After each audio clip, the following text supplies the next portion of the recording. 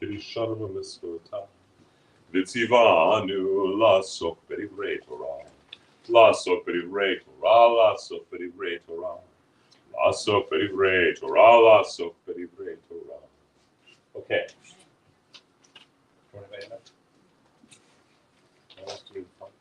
This one's a lot later. What's double sided? I mean, from 1 month to the next. So, immigration in Judaism is based upon the concept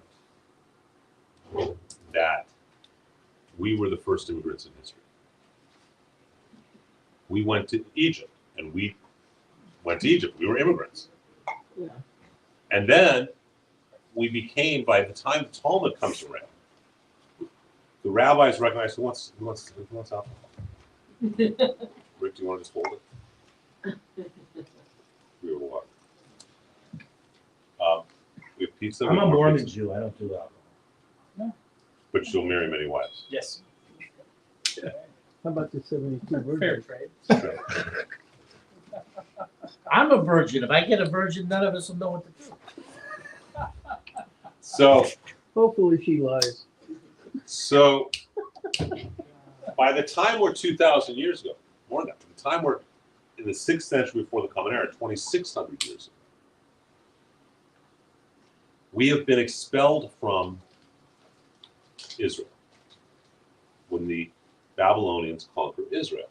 And we go in the diaspora and we go to Babylon. So we are immigrants again in Babylon. 70 in the Common Era, we become immigrants yet again when the temple's destroyed. So what our sages recognized was we need to know how we behave as immigrants. That then becomes the logic of how do we need to treat immigrants. Am I the only one drinking? No, Am I the they're only one drinking? Fine. The smoking side's Get not. there. We'll get Okay, It's the smoking side and the drinking side. so I'm in the middle, so I got to do both. What drinks are you? Don't you hate when that happens? Far away from the pizza, but I got the tequila. Okay, so there's multiple types of tequila as always. So we base, in Judaism, you don't ask anyone to do anything that you wouldn't do yourself, right? Which is just an ethical point. So in Judaism, we base our whole beliefs in immigration upon how we expect ourselves to act as immigrants. Does that make sense? Golden rule. Don't do it to anyone else what you don't want them to do to you. That is the entire Torah. The rest is commentary, Rabbi Hillel. Exactly. So let's study a little bit first. And I can't, we often say the most important law in Torah is that you shall love your neighbor as yourself. But there's argument about that. But what is without question the most repeated law is you shall treat the stranger with respect. Okay, who wants to start reading on page 1? I did with good friend. Go. Deuteronomy 10:19. You must befriend the stranger, for you were strangers in the land of Egypt. That is the simple definition. We need to treat people the way we would want to be treated. We know how we were treated in Egypt when it was good and when it was bad, so we know when to do good. Go on. Numbers 15:16. There shall be one law for you and for the resident stranger. It shall be a law for all time throughout the ages. You and the stranger shall be alike before Hashem. So this answers your question about how would they treat in Egypt? How would they treat the Gazans? Well, according to our law, as Egyptian citizens. Okay, according to our law. Make sense? That's our law. That's our law. Well, our laws work better for society. Fine, but what's Egypt's law? It's going to get interesting when you see some of our other laws. Please continue. This is really interesting. Leviticus 19:33-34. Don't worry about the Hebrew. Oh, okay. When strangers reside with you in your land, you will not wrong them. Don't worry about the Hebrew. The strangers who reside with you shall be to you as citizens, and you shall love one as yourself. You were strangers in a strange land of Egypt. Hashem, I am your God. Okay. Or I, Hashem, am your So the root, who is Hebrew? Here. Okay. So if you look at the second to last word of the first line, when it says, what does it mean you shall wrong them? That's how it's translated. But the root of that word actually means to slander them or act upon them. So this is the idea of slander. You shall not slander them. You shall not treat them and spread gossip about them. It comes from okay. So which there's a whole commentary on what that is in Talmud. Okay, the second to So last. there's a whole, in fact, one of the great is it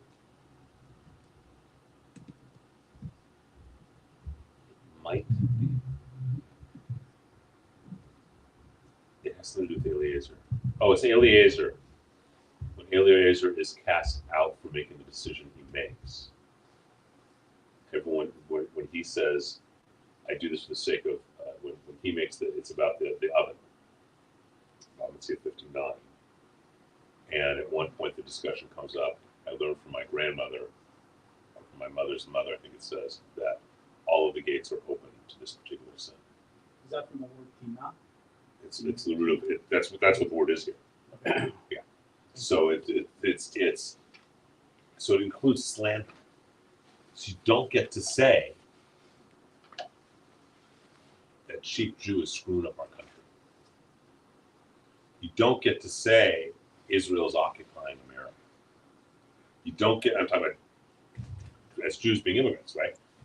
Or we don't get to say that Arab scumball, or if you're in Israel, or according to our law, you don't get to say that fill in the blank pejorative loafer. Make sense? So you don't punish. Not only do you not punish, but you don't slander. Right. Okay, because that slander leads to everything. So it's more than just wrong. It's always translated, you should not wrong them. The root actually. Okay, please continue. Exodus 12:49. If a male stranger who dwells with you would offer the Passover to Hashem, all his males must be circumcised. Then he shall be admitted to offer it. He shall be a citizen of the country. No circumcised man may eat it. And then Torah, right? Okay. Again, there shall be one law for the So yeah, citizen. there should be one law for the citizen and for the stranger who dwells among you. But it says here the citizen is the one who's adopted our ways. In other words, the citizen is the one who becomes circumcised and makes an offering for Passover. Wow. Okay. Exodus 22. So we're very clear.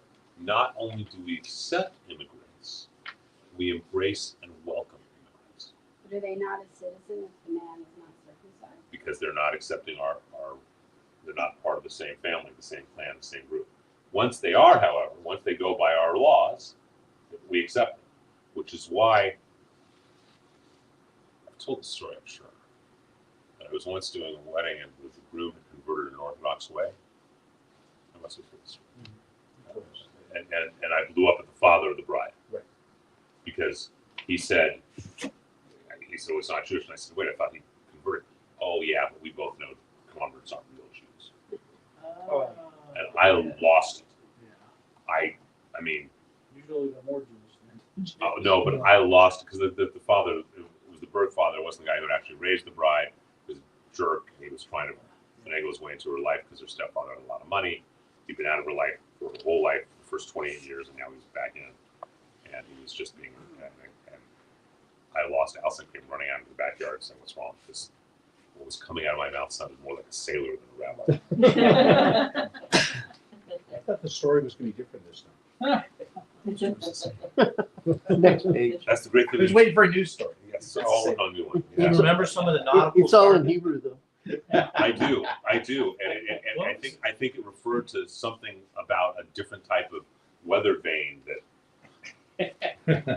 That's nautical jargon. I like it. Mm-hmm. Captain Rick, landlubbers. Wait, for landlubbers and old salts. Yes. Yeah, I've never heard Yes, that. Captain Rick. Captain Rick for landlubbers and old salts. That's Captain Rick. Welcome. Captain Did you Rick's on realize that was weekends. Captain Rick? Carol. Did you realize that is Captain Rick? I didn't know you're Captain Rick. You know what? I guess I gotta listen to your show now. Even though I'm a Now you gotta landlord. sponsor the show. I'm a landlord. But you know what? It's okay. The ads are just are good on themselves. So. All right. So yeah. So once you accept our ways, once you and this starts to lead to what Yeah, makes but what if they don't accept your ways? You have to treat them the same. we're gonna get them. We're gonna get to that because But what if you're female? How do you become accepted? you just asked it. Okay. Women, it's always easier. Gotta get circumcised. We're all getting it. So, but this is going to, from this law in Torah, is going to come out flowering like it always does through Talmud and later commentaries about how we're going to act. And, here's the question. So, at what point is an immigrant not an immigrant? So, you made the comment, your parents were immigrants. Right. How many of us are parents or our grandparents? Okay, how many of us our parents were immigrants? How many of us our grandparents were immigrants? Okay, but did your parents think that you view themselves as immigrants or as Americans? They're American. Okay. Learned the language, adopted the rules, laws. My grandma was very proud she became a citizen. We had Flag Day at my house, at the house, even when That's no one right. was watching. Okay, right. So they were proud Americans. Absolutely. They did not. Your dad was from Austria originally, right? That was Austria, Mom, Germany. And they never said to themselves, "They're German, they're Austrian, we're Americans from Austria." Yeah, I didn't even realize where they were from until I was 10. Okay?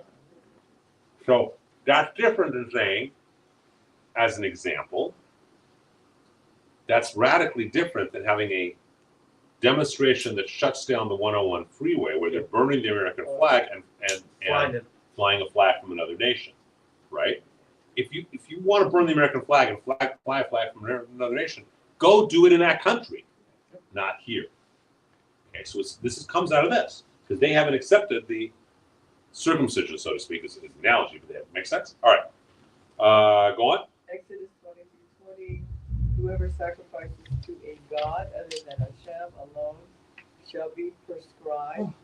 You shall not worry or oppress a stranger, for you were strangers in the land of Egypt. Okay, constantly, we're strangers in the land of Egypt, that's the What stranger. is prescribed mean?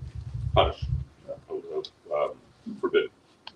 Okay, it's not. You're going to go and you're going to accept. So, Israel is a religious nation, ancient Israel, right? And if you're going to come, you don't get to practice this other religion. We don't have a problem as Jews, or Israel doesn't have a problem with a Muslim nation.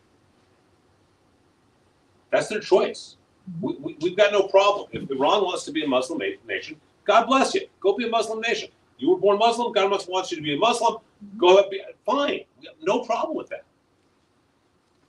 But you don't get to change us. You want to come here, you abide by our laws. And if we're going to immigrate to become an immigrant in Iran, the expectation is we would become Muslim. But do they practice being a Muslim in Israel? But now you're talking about modern Israel. Right. Okay, this is the idea. And remember, an immigrant's not just a nation to a nation. What else is an immigrant? From one town to another town, one state to another state. They're doing that here. Okay. Muslims are coming here commanding Sharia law. Yeah. And if you continue with the last one, first sentence on page 2. You communal leaders shall not ill-treat any widow or orphan. Okay, that's a really important piece. A widow or an orphan, wherever they're from, we treat with respect and caring. Period. All right. Who wants to read the next thing? The story of Sodom. Story of Sodom. They had not yet laid down. Okay, so let me back up where we are. So these men/angels, they're angels, have now gone into Sodom. First, they were arguing with Abraham, right? God's going to destroy Sodom and Gomorrah. And Abraham argues, well, but if I find 50 righteous people, 40, 30, 20, 10 righteous people, find 10 righteous people, you're fine. And what happened is that this became interpreted through Christianity as the punishment on Sodom and Gomorrah for their destruction was based upon the sin of sodomy, okay, of anal intercourse, right? That's what the majority of the world That's why the word sodomite comes from, the word sodomy comes from Sodom. That's wrong. That has nothing to do with it. Okay? Has nothing to do with it. So read the text slowly. Let's look at what it says.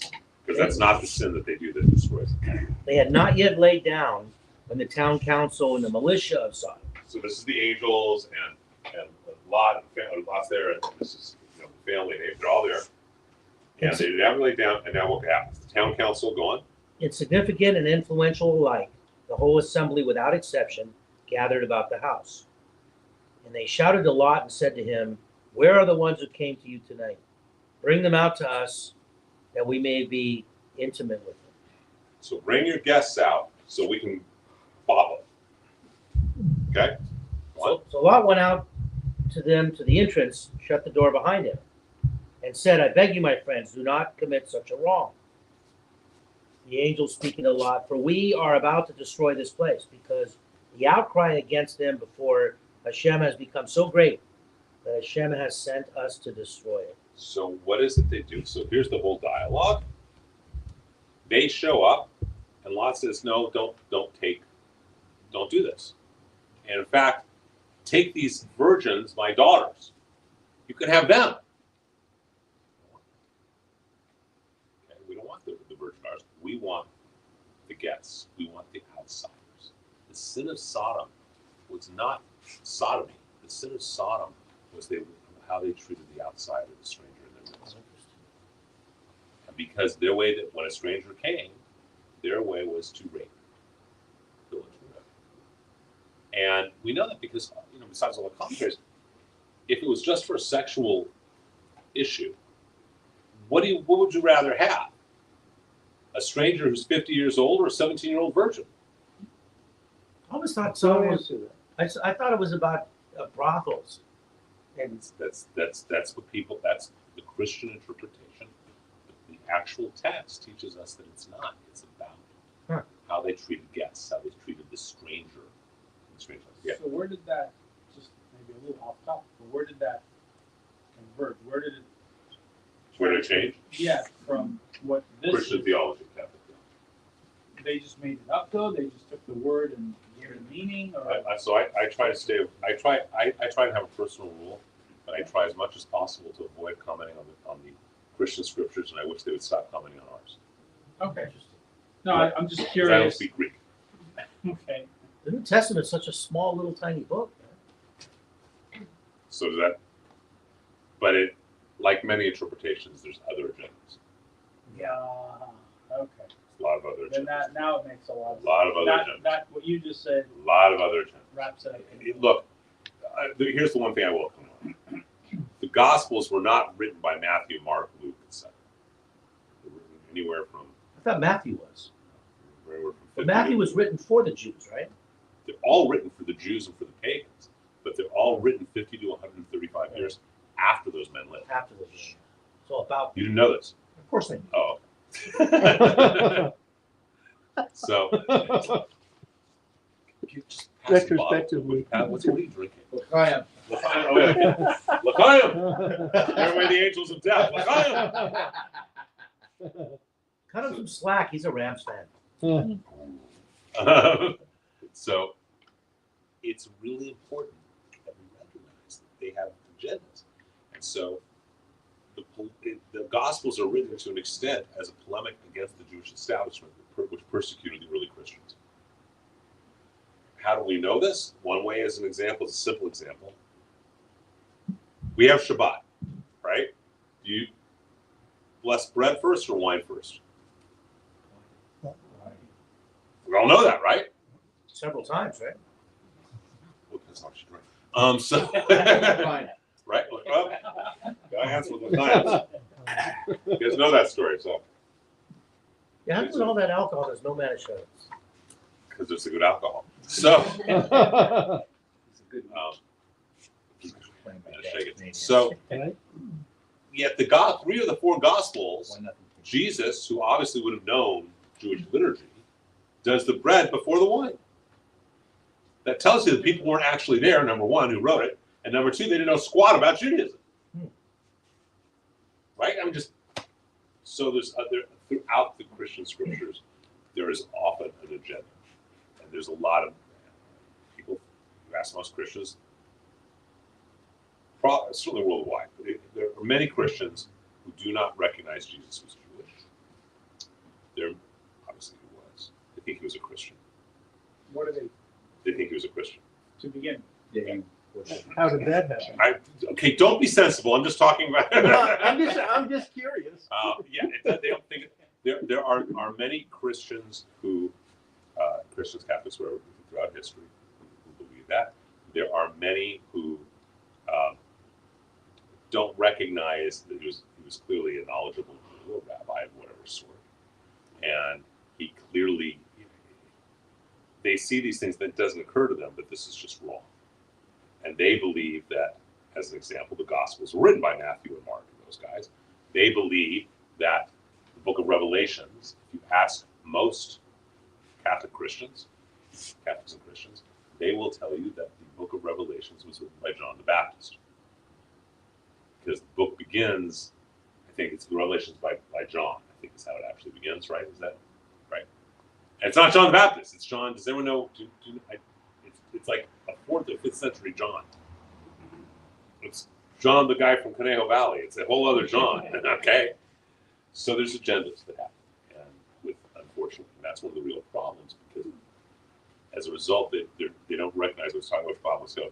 So they came up with Bob Patrick, who's part of our community, is a pastor, and Bob is when he teaches, look, we sprung out of Christianity, sprung out of Judaism.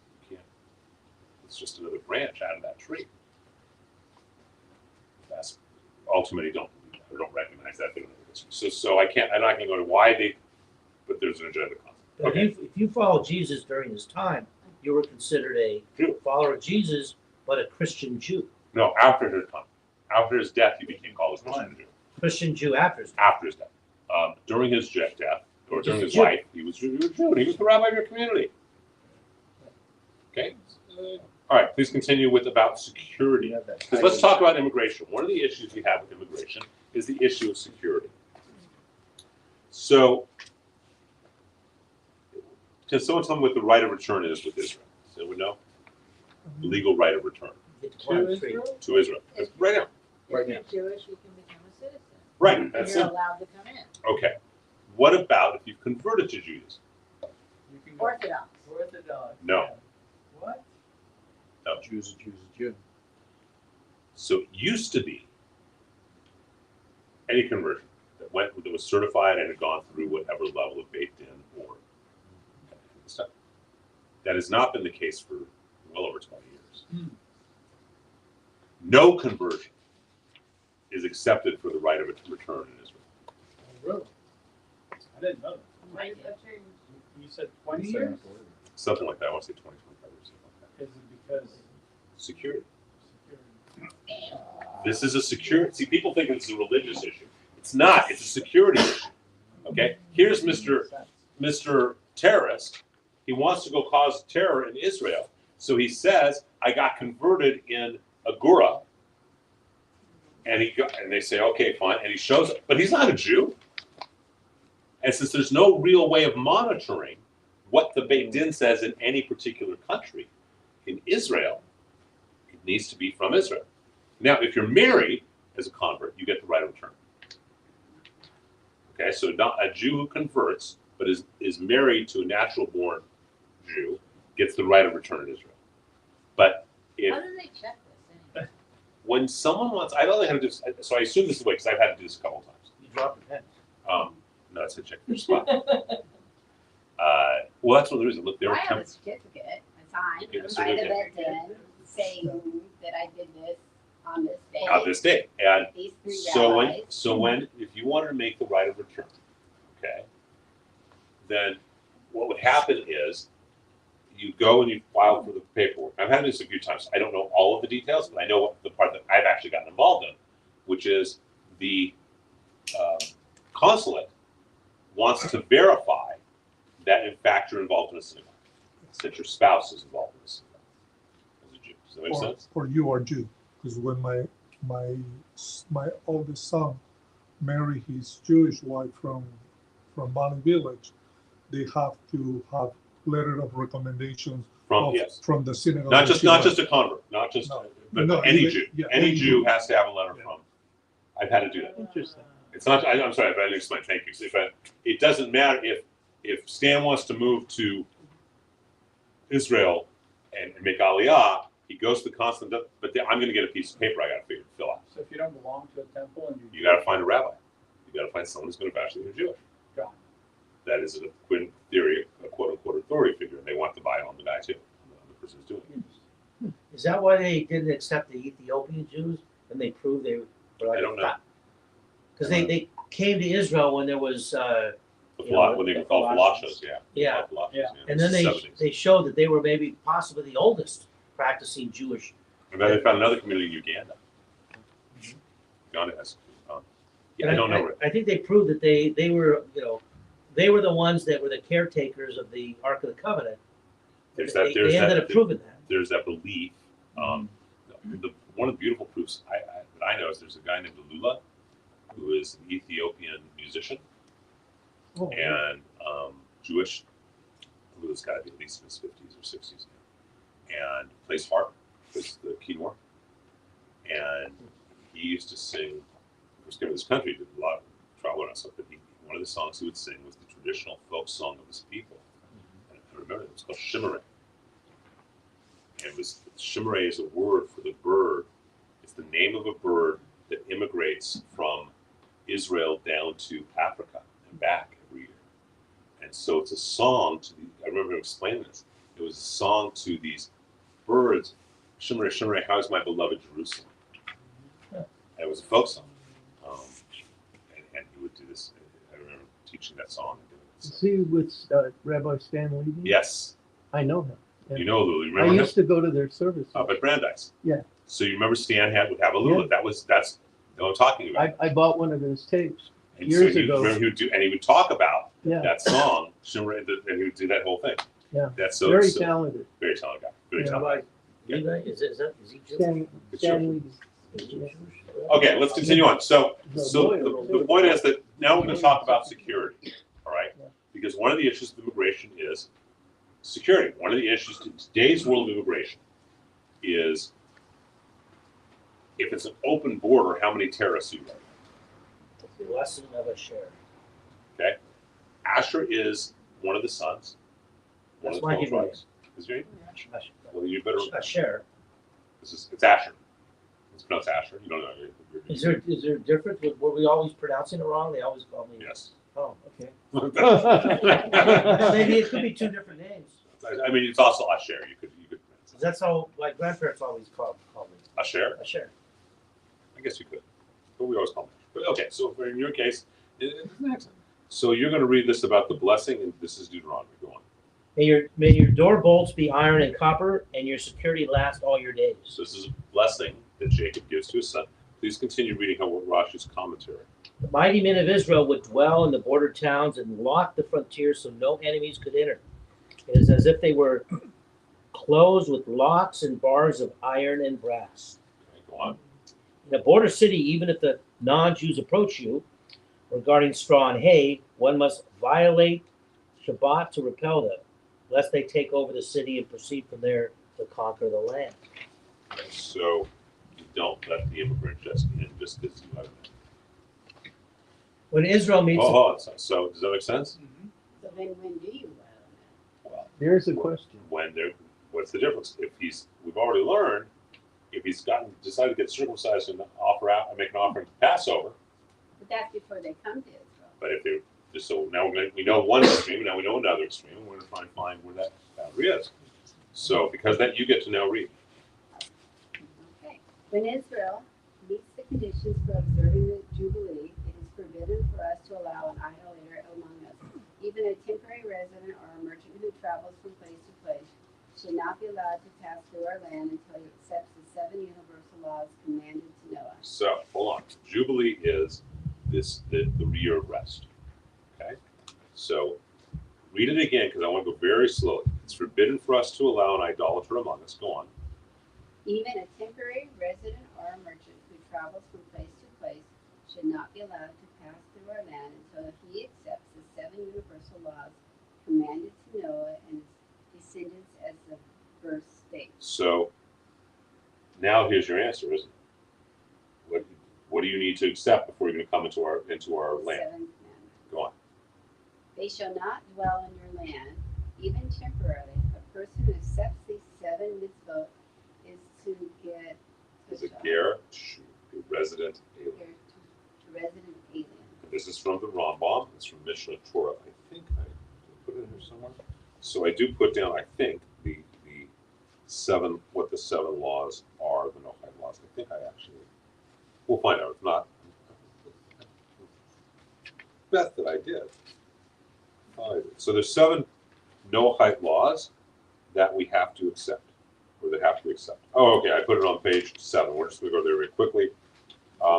The 7 laws: prohibitions on idolatry, cursing God, murder, sexual immorality, in other words, breaking the forbidden relationship laws of Leviticus 18, such as incest and rape, theft, eating flesh from a live animal, and you must strive to establish courts of justice. If you're not, if the temporary, even the temporary guy who's going to come in on a visa, on a student visa, has to accept those 7 Noahide laws, or they're not welcome. Does that answer your question? Okay, good. Someone else who wants to read about the right of settlement.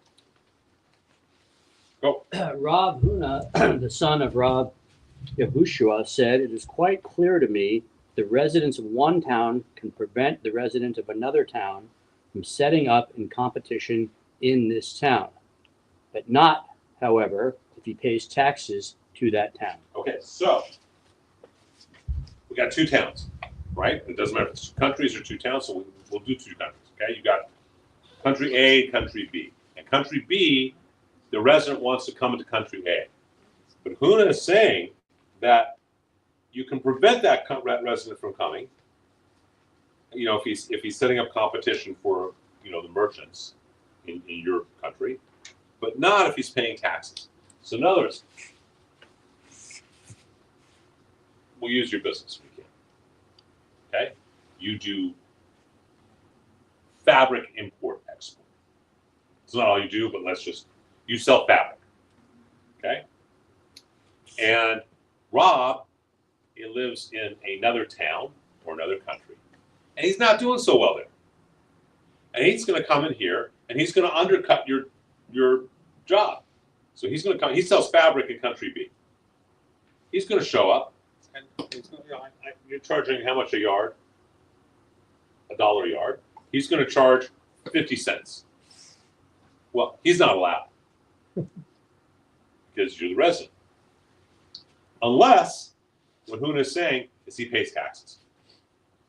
And he's helping the country. He's helping the community. This is dialogue 2,000 years ago.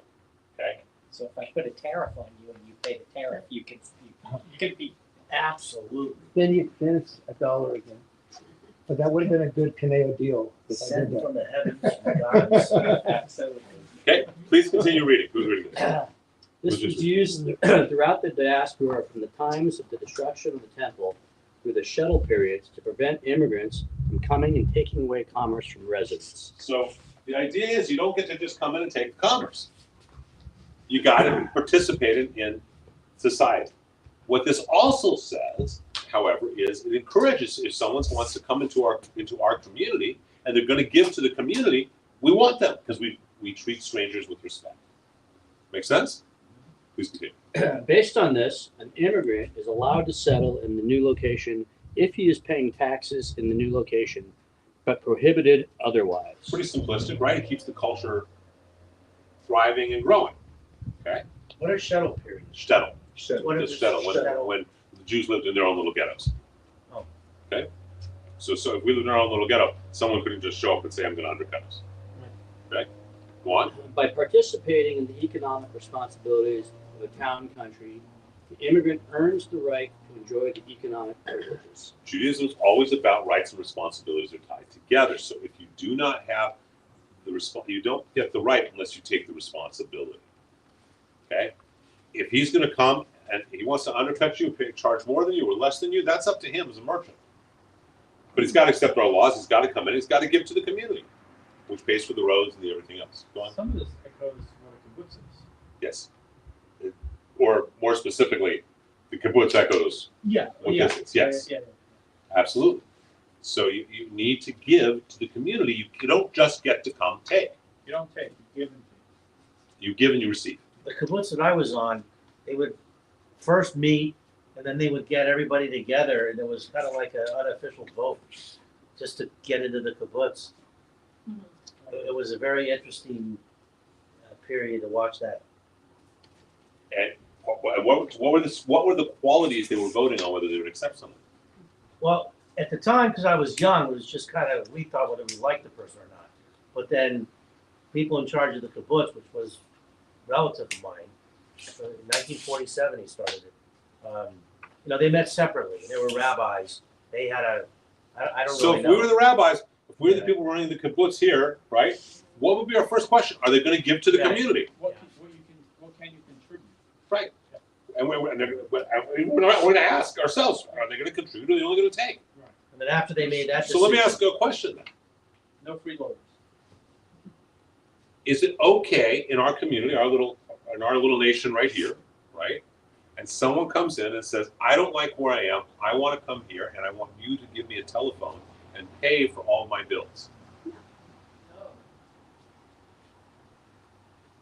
This is very clear, isn't it? Is it if they say, look, I'm working hard, I am doing whatever job, and whatever little I make, I'm tithing to the community and I'm giving taxes, is that okay? Yeah. And we welcome them. But not, so that kind of gives us a take on modern immigration too. Please continue. Many major rabbinic voices interpret this as prohibiting immigrants from settling, even if they pay taxes. So this is not, some even say even if you're paying taxes, it's not enough. Go on. They read the above phrase by Rav Huna as referring to those who already pay taxes to the town. Example, those who are already residents. Their reading allows room for what came to be called the right of settlement. That's taught by Yeshuv. To arise in Jewish law. The right of settlement, as its name indicates, is a right to live in a certain place. One must possess such a right in order to settle in a city or a community. So not a temporary visa, but in order to settle. Okay, go on. No one can act as if they may simply settle wherever they might wish, even if they join in the burden of the city by paying taxes. So does that make sense? There's the responsibility that even if you are paying taxes, doesn't mean you automatically come in. But we are clear, if you're not, you don't come in. Okay? Where is this applicable now? That means that the person who is coming and saying, I want to enter this nation because I don't like where I am and I want to live off the nation, I want welfare, I want et cetera, according to Jewish law, they're not welcome. But if they're coming and saying, I want to work, I want to give, I want to participate and be part of it, they may be welcome. Some might say they're forbidden on other factors, but without that, they're definitely not welcome. well, it used to be that way. You had to show you were self-sufficient. You had to have a sponsor. You had to show you weren't a burden. And I don't know when that changed. But My grandma was very proud when she became a citizen. She talked about it 80 years later. She lived to be 100. She was very, very proud of how she became a citizen. Here. Yeah, because she came over in 1903 from Russia as a child. So it was 100. she died to be 100. She lived to be 100 years old. She got here in 1903? She got here in 1903. So, God rest her soul. So, do you guys start to see how our take on immigration is? Okay, go on. Please continue. Immigration restriction, according to this legal philosophy, can be based on limited economic opportunity, when the immigrant would be taking economic benefit out of the residents, ability to put bread in their mouth, as we do not benefit one individual at the cost of another. So, in our community, there's only enough business for one guy to sell fabric. So, even if you show up and you want to sell fabric, and you want to undercut him, and you adopt everything, and you're going to pay taxes, it would take food out of his mouth, so you don't get to come. Isn't that interesting? That's like a book. That's like, it keeps coming back to that. That's what they based it. Yeah, of course. They may have been secular, but they all based it on this. Can I Okay. send this to Chuck Schumer? Fine. No, Chuck Schumer. Oh, Before or after he gets investigated. Okay. And how do you have competition? Robbie How already does existing Is he competition really Jewish? That guy? occur? But the well, okay, but it's one thing to have competition, but if there's not enough room for competition. There's not like- Now, let me give you another example of this, okay? It is forbidden. I have this, how do I phrase this polite?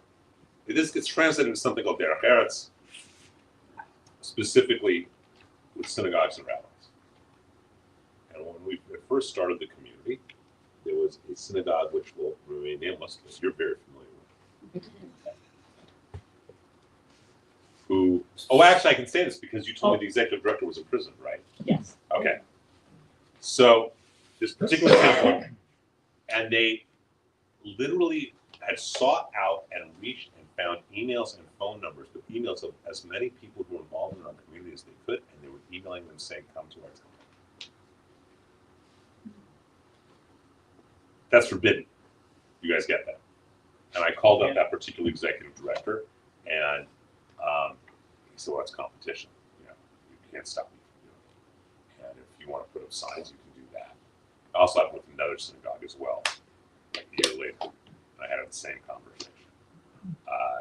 And he wasn't going to budge. And I called up the rabbi of that particular temple, who wasn't going to budge. And then I said, okay, I'm going to put it differently. You either stop, or I'm going to reach out to all your congregants and let them know we have a synagogue with no dues. And they stopped. He then told that executive director. Okay. And the same with this other temple that was in Tarzana. That there was a temple in the valley that actually chose to do. You remember this, Orlando? They actually chose to do a Shabbat under the stars at the park that we have been doing it for years. From Tarzan Uh-huh. at this camp. Tarzana was that, right? Judea. This park, it was not Judea. I will say it was not Judea. Okay. And I called them up and they said, well, you know, I said, there's 40 parks in between. What the hell are you coming out to us for? You know Jewish law. And it's based on this. Do you guys see that? You don't and again, that the rabbi, I just realized something that rabbi did recently that was so scummy, I forgot to say rabbi. No, he just did something recently that was really, really not rabbinic, but extremely, it made Kamala Harris, I'm sure, very happy. It was all about politics. It was nothing about it. And so, well, you know, if we want to put ads on Ventura Boulevard, another temple puts an ad on Ventura Boulevard, I said, that's different. Now, where rabbi, was that the rabbi that yelled at me when I, Every rabbi yells. Well, he yelled at me because he got political, and the gal that was the, No, this is a different guy. Different guy. But so, and I said to him, okay, let me put it differently. Do you want me to put an ad out in the paper that goes there that says, come to our high holidays for free and come to our free religious school? Do you want me doing that? Or would you prefer I don't? But back your ass off. Okay, now I shouldn't have to have done that, right? And I would, the reality is, honestly, I was bluffing because I would never do that anymore. But because he's a scumbag, doesn't mean I'm going to do it. So, but the point is, this comes out of this piece of text. Does that make sense? All right. Who wants to read? So this is all about the right of settlement. So you got to be aware. You're not taking money out of somebody, but you're not taking food out of their mouth, right? You're not. You have to give to the community. You have to be a productive member of the culture. Okay. Who wants to read about responsibilities of the immigrant? Go. Also seek. Wait. That might have been a text from somebody else. I don't know.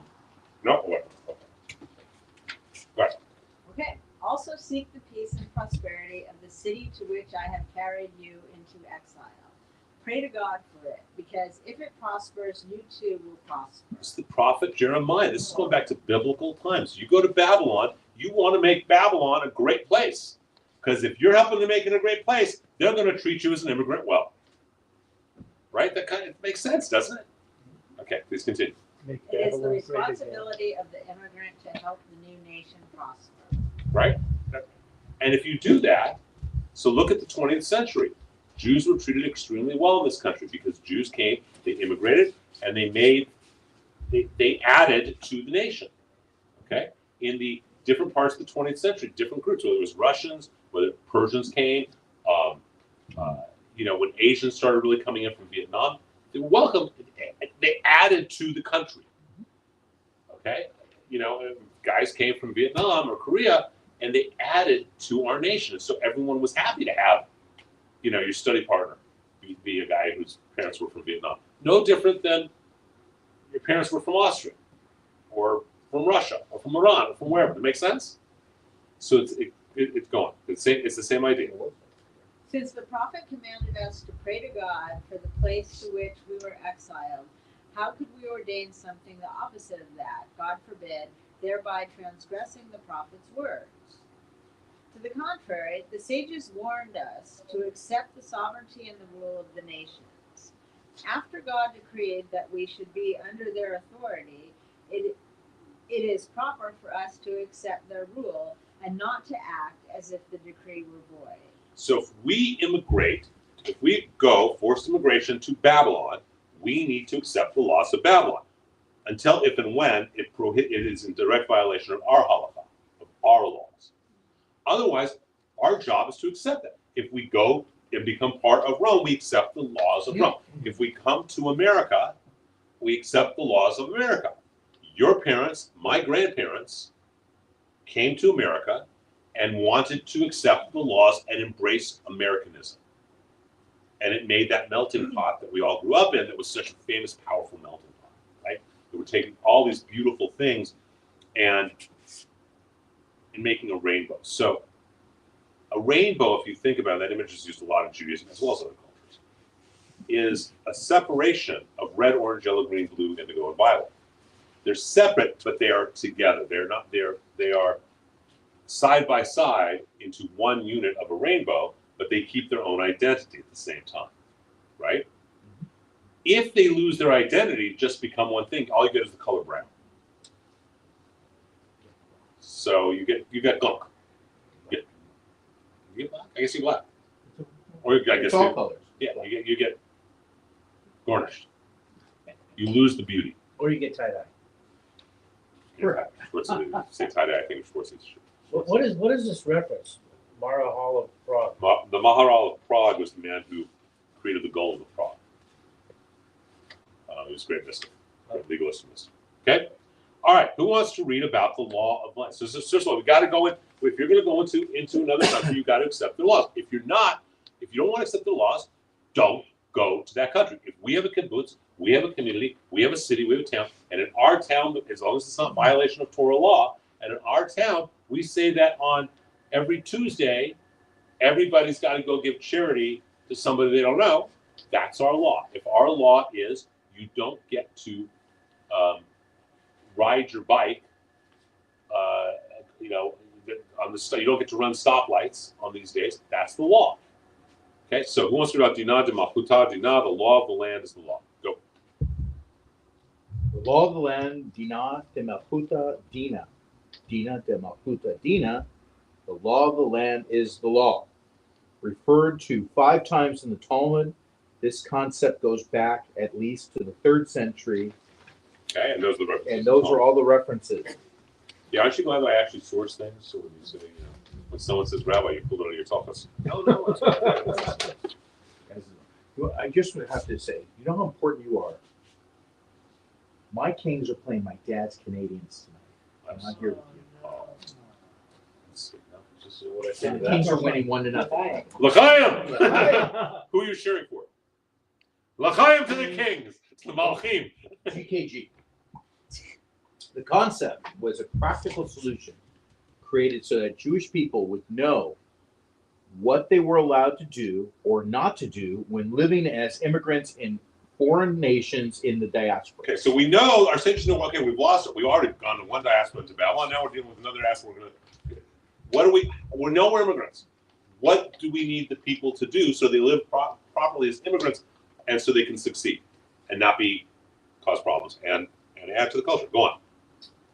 The Yerushalmi Talmud says, Sanhedrin 2, Thou shalt set a king over thee, Deuteronomy 17. So this whole thing is the quote from the Talmud, and it first is citing the quote in Deuteronomy that says, "Thou shalt set a king over thee." It does not say that God shall set a king over thee, but thou shalt. That is to say, that you shall place the earthly king over yourself, and therefore abide by his laws. If you vote, if I'm sure there were people who liked and disliked Joe Biden, and I'm sure there are people who like and dislike Donald Trump. Like, people dislike Donald Trump. But in both cases, People dislike you. they are the president. And so, whether I like them or dislike them, if I'm coming into the country, they are, they're just like Congress. They like Congress. They dislike. If you don't like, if you want to come into California and you don't, or let me phrase it, if you want to go into Florida and you don't like the laws there, don't go to Florida. Pretty simple, isn't it? Okay. There are different. What's the most conservative abortion law state regarding laws of abortion? Oklahoma. Okay, so if you Texas. are very against abortion, and California is very liberal when it comes to abortion. California's not most liberal as Virginia. What's its?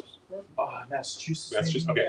So if you are very pro-abortion, don't move to Oklahoma. If you're very anti-abortion, don't move to California. I think Utah. And if you do, to which is, well, they have multiple wives. But so if you do though, if you're going to move to Oklahoma, don't move to Oklahoma to set up an abortion clinic. If you want to move to Oklahoma to try and change laws, that's one thing. But don't move to Oklahoma to break the law. Okay? Don't come to America to break American laws. Not okay in our tradition. Why is that weird? Because that's what was going. That's what been going on. It's on our laws of risk. Okay, go on. All right. The foundational principle of the law of the land is the law is based in the Talmudic understanding of how to interact with the Greek or Roman governments who had controlled Israel. This became a primary principle for all diaspora Jews since the time of the destruction of the temple through today. It is a principle designed for the survival of the Jewish people while living in a land not their own. Okay, so this is all designed for us as immigrants. What's the smart way to be an immigrant? Go on. By following this legal principle, Jews are not attributed with starting riots and then persecuted justifiably. We talked about this in a different class. We're not allowed to start a riot or start demonstrations, are we? You're not allowed to go to another town, right? You're not allowed to go to another town to start. That's the same point. You don't go somewhere to start a riot in a town. You don't do that. You don't immigrate to go start a riot. Go on. Our sages realized that it would be easy for one Jew to protest a law that he disagrees with, and as a result, all the Jews in the land could be persecuted. And they saw that example too often throughout history. So a Jew goes into Oklahoma to start an abortion clinic. And all the Oklahomans, is that my term? Sure. Oklahomians? All the Okies, Okies. They are Okies. Oklahomans, yeah. all the Oklahomans then say those Jews cause nothing but trouble. Mhm. And they then say that about all Jews because that guy went in to break their law. Okay? Our sages want to prevent that for the sake of the Jewish people. Just don't do it. For both. Go on. This legal principle prevents that and encourages the persona of the Jewish people as being good and productive citizens. Okay. This, One of the oldest organizations in this country in terms of military is the Jewish War Veterans. Okay. I went to one of their functions at the We Reagan. went Yeah, I together. went with you. That's right. We went together. The Reagan Library. Yeah. It was fantastic. I didn't know they existed. They're back in the Civil War. They have a museum Is in that right? Washington D.C. Yeah, they're very, so people, it's Mark Twain made a comment about how the Jews don't serve America, and then that was the Jewish War Veterans they pointed out that he was wrong, and to his credit, he then Corrected it, yeah. he wrote an article saying I was wrong because we have a long history. So that's our responsibility. Okay, it's just yeah. Side note on this, so just an observation, it just seems like, yes, we don't get up and cause trouble, we kind of just, Well, we're not supposed to. well, we get kicked around, we get this, we get that, and we sort of just take it, and we don't really, we don't cause uprisings. Not in nations that are not our own. Right.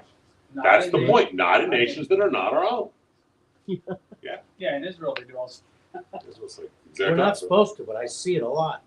And I see it from Here? from secular Jews. Secular Jews are Oh, constantly, absolutely. Who do you think's constantly behind? will secular Jews are involved in riots for Hamas. Oh. Yes. You know, Yes. not in our name, all supposedly Jews that were on the freeway, Yeah. but they're all secular. So, but let's take it into, can someone who's coming from Central America, are they supposed to come and ride on the 101? No. That's not okay. All right, please continue. Who's reading? The entire concept is an understanding of how Jews as immigrants are to act. Similarly, it is a requirement for any immigrant in a foreign land to abide by these standards of Dina de Malchuta Dina. In the same way that we are forbidden from riots and protests as immigrants in a foreign land, the practice of immigrants not protesting, rioting, always for those immigrants to be more easily accepted into their new home nation. So, a bunch of guys from Central America, whatever country, close down the 101 freeway, burn the American flag, and have flags of other nations there that they're signing. Right? Violating the laws and protesting and rioting. And violating laws, you're not allowed to go. If we would decide to close down the freeway, they'd arrest us, right? Well, yeah, Los Angeles. So It costs me money. I couldn't go downtown today. I had to right. stay away Were they from doing it downtown. today again too? Yeah, they were down there today, third day. So here's what happens though. That's a small number of people. How many people have been at those demonstrations at the 101? It's like 100. All right, so let's just say between them all 1,000. It's more than 100. Let's just argue for sake, say 1,000. Okay. Go just a round number of 1,000. How many Central American immigrants are there in Los Angeles County? Oh, probably 100. More, A million? I don't know. What is it? more than a Mexico, million. Central And America. 35% Yeah, but- American. Probably California 30%. population. Okay, so There's obviously 3 million. hundreds of thousands or more in LA County are immigrants.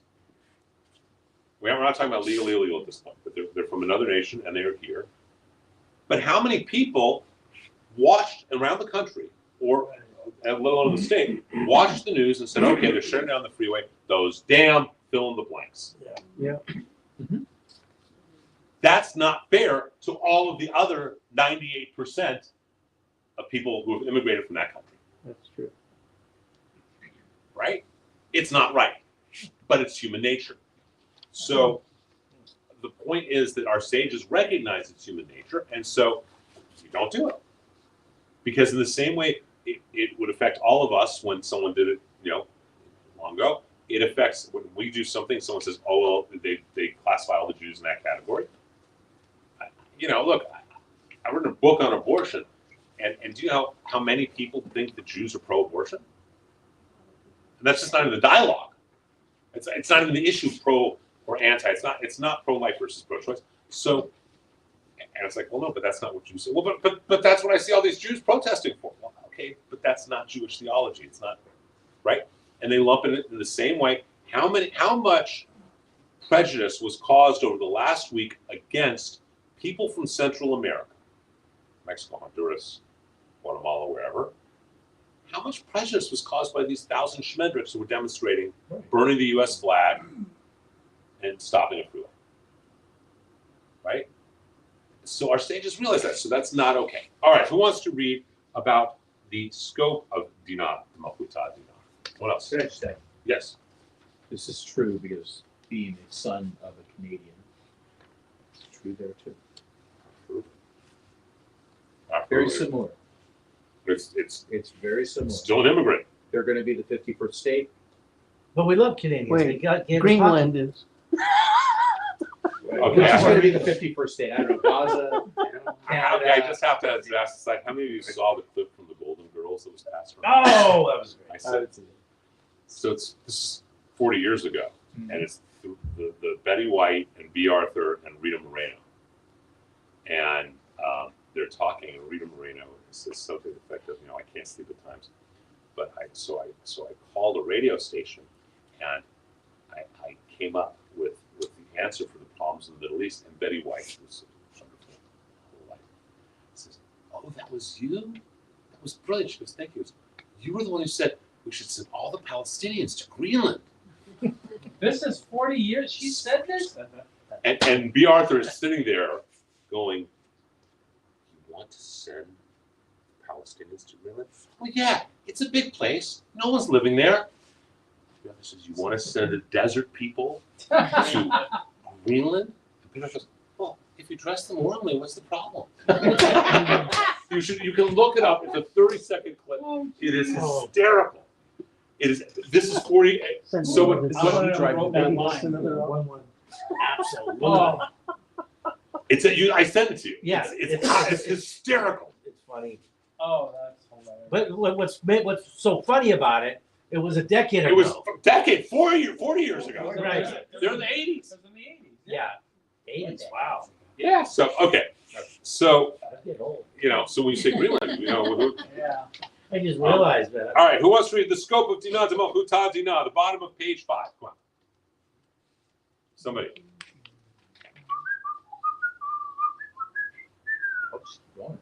Okay, just keep going. Go.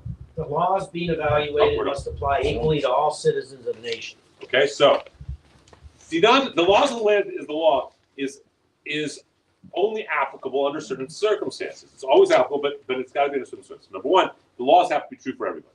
You can't say the law of the land is the law if the law of the land is everybody who is this category is treated one way and this category is treated another. Okay, going back to the issue of if Egypt were to embrace Gazans and they were to invite them in or let them come in as citizens, as immigrants, according to Jewish law, there would be no distinction. You don't have half citizens.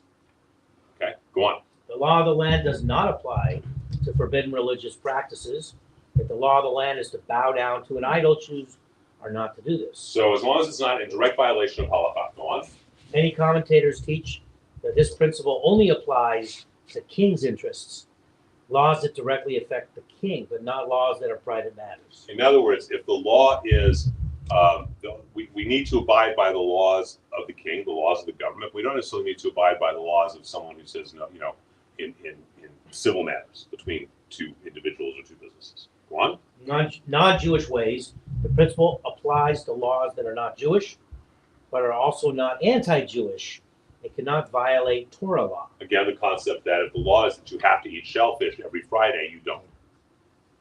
Okay, we don't break our law. The law of the land is the law as long as it's not anti-Jewish.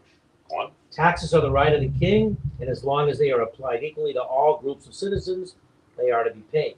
You can't say this group is going to be taxed this much, but this group, because of their ethnic, their history, their immigration, whatever, what happens? The Kings won again? The Kings won? Did the Kings win? No, it's one. No, that's one. Which is contrary. Wait, hold on. L'chaim! The Sharia law says non-Muslims have to pay. Sharia law by definition. Right. It's called Jizra. I'm not sure what the term is, It's but called it's the infidel. Jizra. If you're not Muslim, You're an infidel. you're an infidel, but you pay it. They allow you to Additional taxes, survive. and a You're whole not- different set of laws. Yeah. Okay? Go on. There are interesting dialogues about a governmental appointment to a religious position. The sages taught that while this is allowed, it is the responsibility of the appointee to not take the position if the religious community does not desire his appointment. So in other words, up 2-1 Kings. L'chaim! So I can get more. I like coming Continue. You're only trying one time. We have multiple times. You're not drinking tonight. I am. Oh. Yeah. Oh. This one's a little sweeter, by the way. Okay, well, after that's the next one. Fresh sauces. Caramel. I heard the rabbi's always trying to get me drunk. It's just crazy. I go to my shul, my rabbi tries to get me drunk. I Do come they here ask and for a right, donation this rabbi after tries to that? get me drunk. Well, they do, but I don't. I love it. Well, you know, it's called spirits movies. So, the idea on this is that let's say that I got a call from Gavin Newsom saying, I'd like to appoint you to be whatever government official. Well, he might take you to that restaurant first. There's nothing I can eat. French Laundry, yeah. Nothing I can eat. French there. Laundry.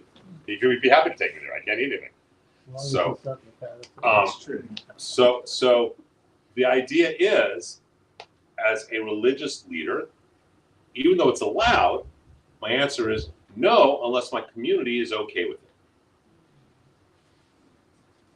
Okay? Because you don't, one of the reasons the religious leader is serves a higher king. We're all supposed to, but he definitely is supposed to be a role model of serving the king of kings, not the king. Make sense? All right. Who wants to read about illegal immigration? Come on. Who wants to read illegal immigration? Okay. Go. This Talmudic principle based on is that a sinner should not be rewarded by law for his misdeed. So Baba Kama, Talmudic tractate, it says very specifically that a sinner should not be rewarded for his misdeed. He can be forgiven for having done something wrong, right? We can be forgiven for it. But, and this is, as a father of teenagers, this is something that I have to constantly be conscious of. They do something wrong, well, okay, you need to be honest with it. And they come and say, I did this wrong and I apologize. So it's okay, right? Well, okay, maybe it is okay. So since I told you I apologize, that means I get to go play in that golf tournament as a reward, right? Mm. Anyone else have these kind of problems with, not necessarily golf tournaments, but with teenagers? Anyone else have those challenges? Not anymore. Okay. Did you? Okay. So what the part of this is that you don't reward someone for doing the wrong thing. They may be forgiven, but they don't get rewarded.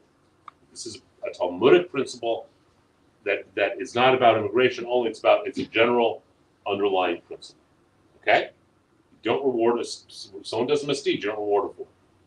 You may forgive them, but you don't reward. Go on. This principle is constant with American law and is known as the doctrine of ex turpi causa, meaning, as Lord Mansfield put it, no court will lend its aid to a man who founds his cause of action upon an immoral or an illegal act. This, by the way, gets developed in American law as fruit of the poison tree, right? Yes, sir. You can't. You guys know all that principle. The idea that it was acquired wrong, so you can't use it. It's a poison tree. You can't use the fruit of the poison tree. Okay. And this is our concept that you don't this concept, this Talmudic principle that you don't reward what has been done that's based on something wrong. Go on, please.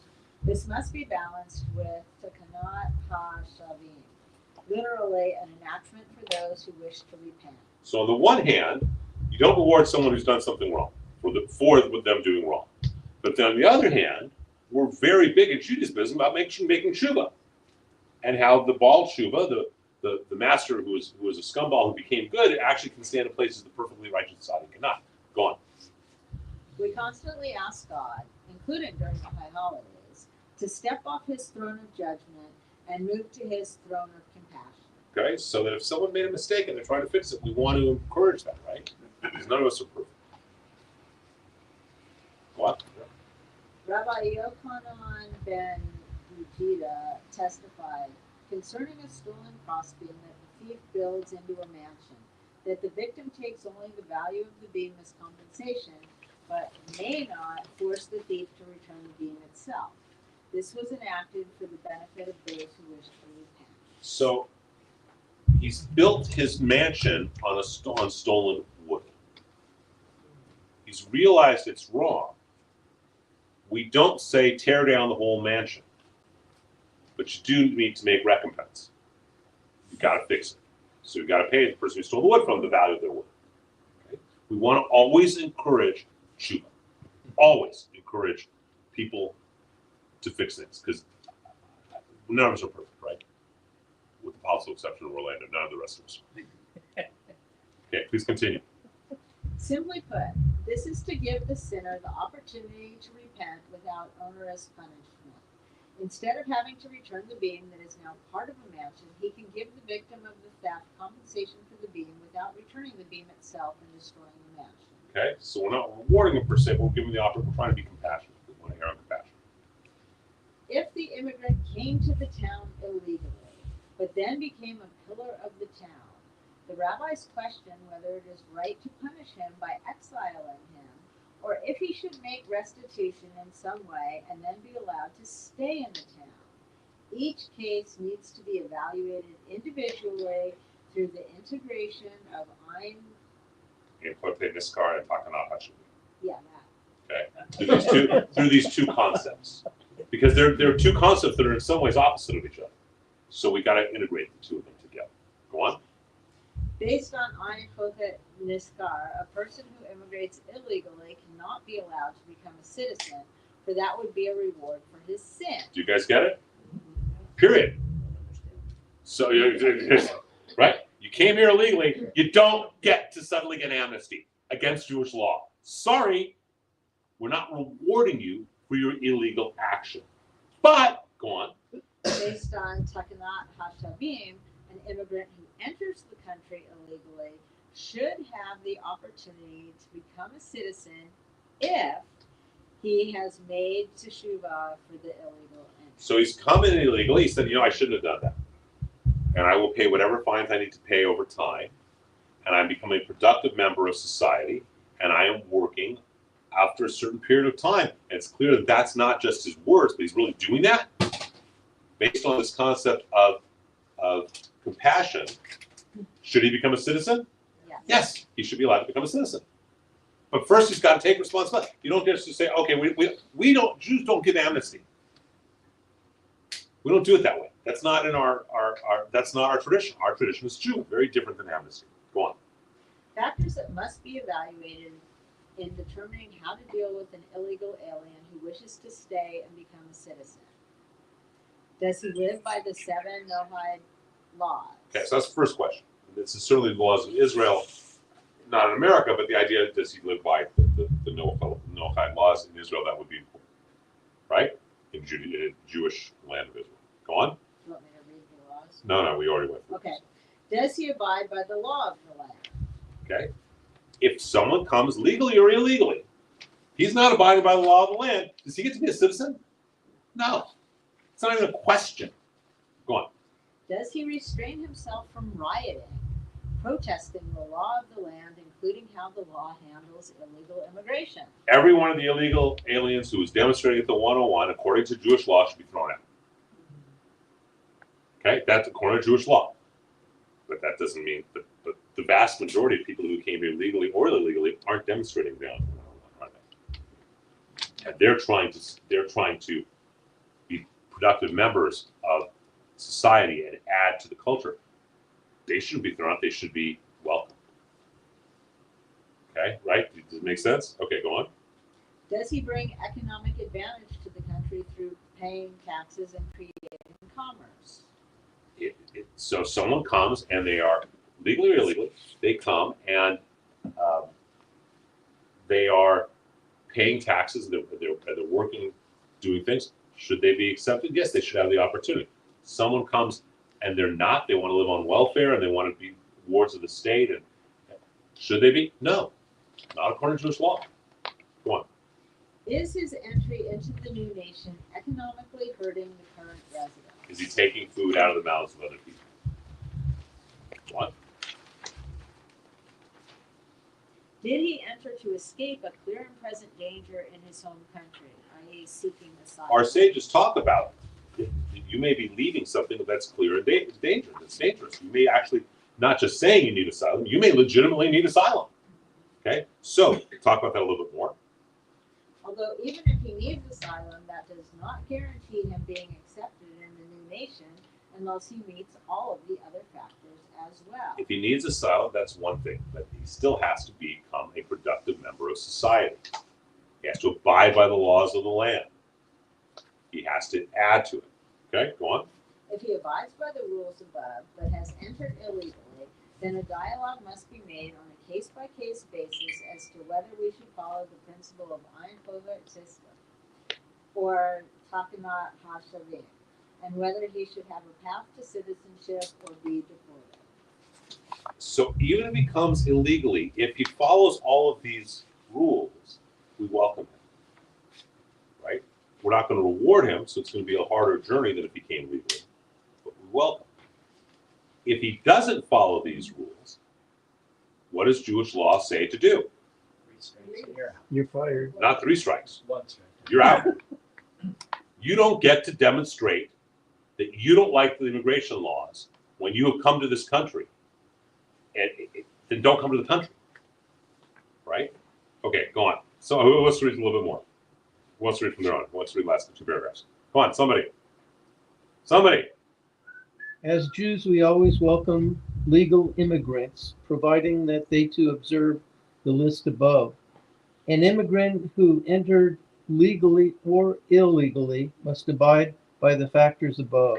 They all make sense, don't they? Go on. Whether they enter legally or not, they must abide by all the laws of the land, restrain themselves from protesting, rioting, bring economic growth through both work and paying taxes, and live by the Noahide laws. Period.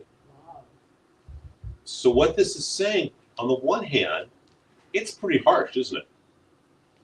You don't get 3 strikes. It's very accepting too. And on the other hand, it's very accepting and compassionate, isn't it? So my question is, does Jewish law address those that might support the illegal activity?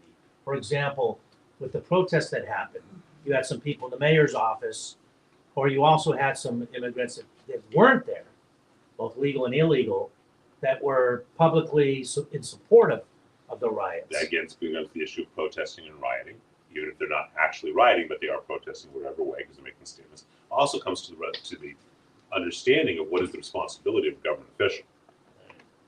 Because like the mayor has the told the district attorney not to prosecute. Which is really hard for me, the fact that Hoxton's not doing it. But yes, it is. The problem is not, besides all the problem about immigration, there's the problem of a political official who's not following their own laws of the land. And the police have been told, stand down, don't arrest. But the person who's telling them to do that is not following the laws of the land. You don't get to do that. We're going to find, this is going to come out real fast. We're seeing it. They're very clear. At least they're saying they're very clear. They're going after every sanctuary city. Yeah, as they should. Okay? They're going after every sanctuary city. Because that's violation of the law. Mm-hmm. On the other hand, from a Jewish perspective, they should. And from a Jewish perspective, we need to be more welcoming to the immigrants. So how do we do both? Through these laws. No, but I mean just practically. On a practical level, I think it's pretty simple. Well, let's read the synopsis first. Go on and then we'll talk about that. Read the synopsis. Legal immigrants are welcomed and helped if they follow the factors listed above with the goal of their descendants being natural residents of the new nation and integrating fully into it. Illegal immigrants must be evaluated if they follow the same factors. All immigrants are to be exiled if they do not fulfill all the factors above. Okay, so on a practical level, okay, Mr. Poloni has come in, and he's come in illegally. And over here, you got Mr. Goldberg. Mr. Poloni, they both come in illegally. Mr. Poloni is adding to society. He's working. He's trying to work. He's trying to give back to society. Okay? Mr. Goldberg is living on welfare. That's how you evaluate it. Make sense? But we're not doing that now, though, right? No, we're not doing that at all. We're not doing anything right now. Yeah. Okay, I know a story, a real story. As opposed to a non-real story. Yes, opposed to a non-real story. Okay, so I know this gentleman, and he came here illegally. illegally. But he's been paying his taxes and he talked to a lawyer and found out about getting receipts and so forth, and he started a business. So he got, because of references, he got a job at a home that cost about $5 million. This is important for the end of the story. So he went and did the work, and the woman still owed him $5,000. She didn't want to pay him. She called the cops. Van Nuys police came on Saturday morning during the holiday that was in January, Martin Luther King's, and they arrested him, put handcuffs in front of his children, and walked him on, took him to jail. Not okay according to Jewish law. Okay, and Monday morning, the courts were closed. So Tuesday morning, the judge looks at the file and says, out, you didn't do anything wrong. And he said, and she said that he stole tools from her. And he said, but I have the receipts for the tools. The LAPD from Van Nuys took the tools and never returned it to him. Okay, so in the meantime, my husband found a lawyer for him. Because in Jewish law, Right.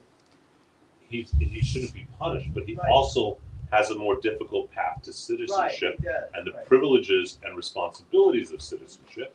So think of it this way.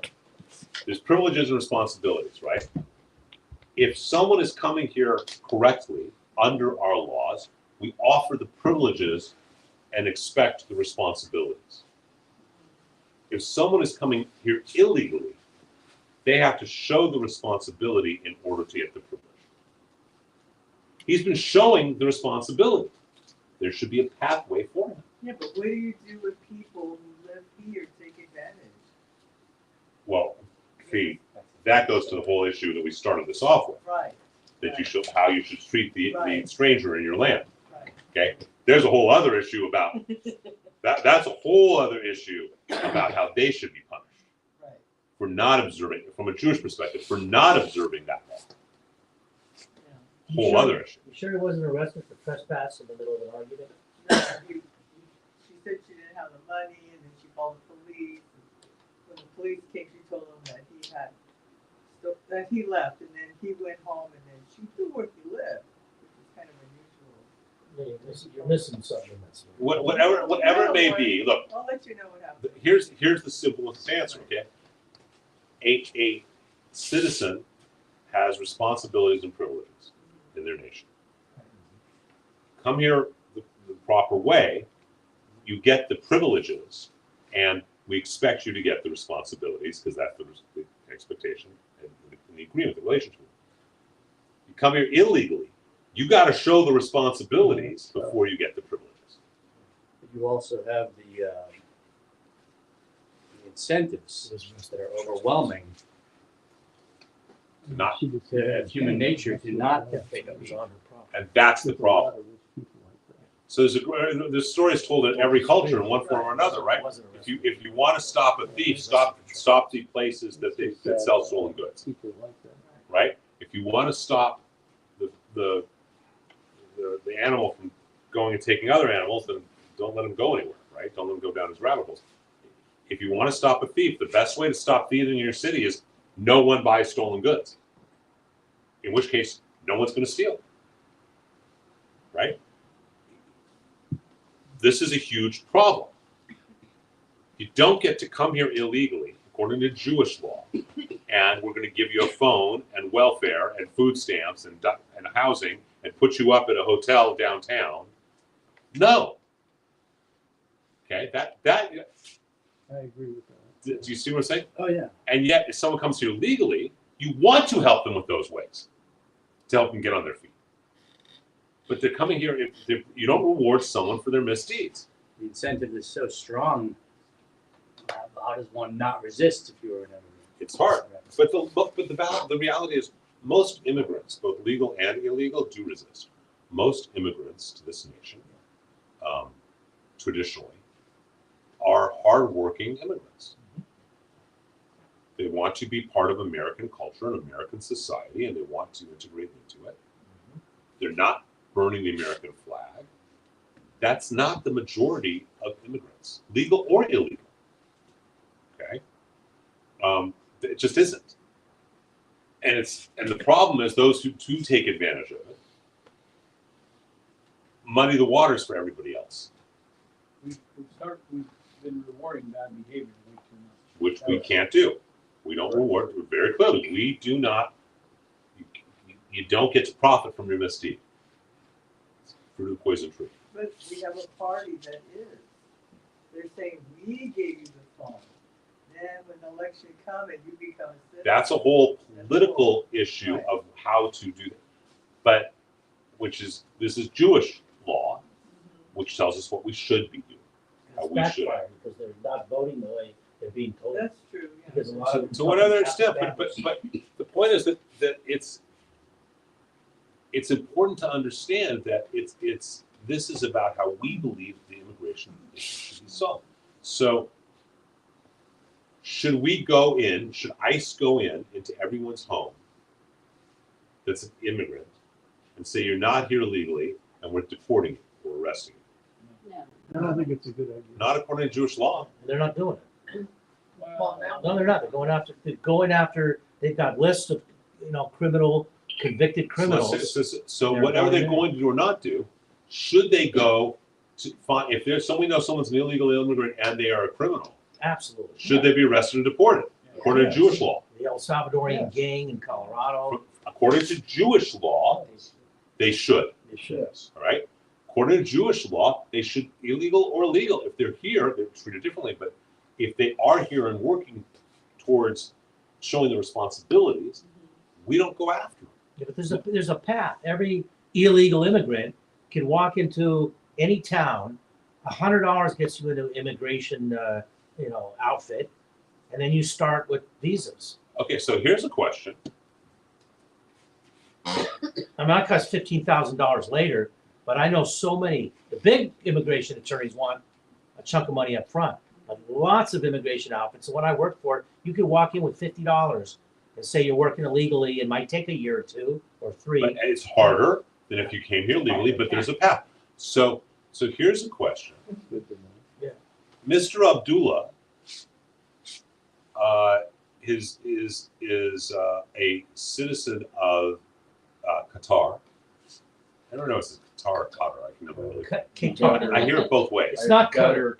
It's Qatar. He's a citizen of Iran, and his father's Iranian, and he comes to be, and he gets a student visa, and goes to UCLA, doesn't go to school, but starts an anti-Jewish riot. Yeah, arrest them.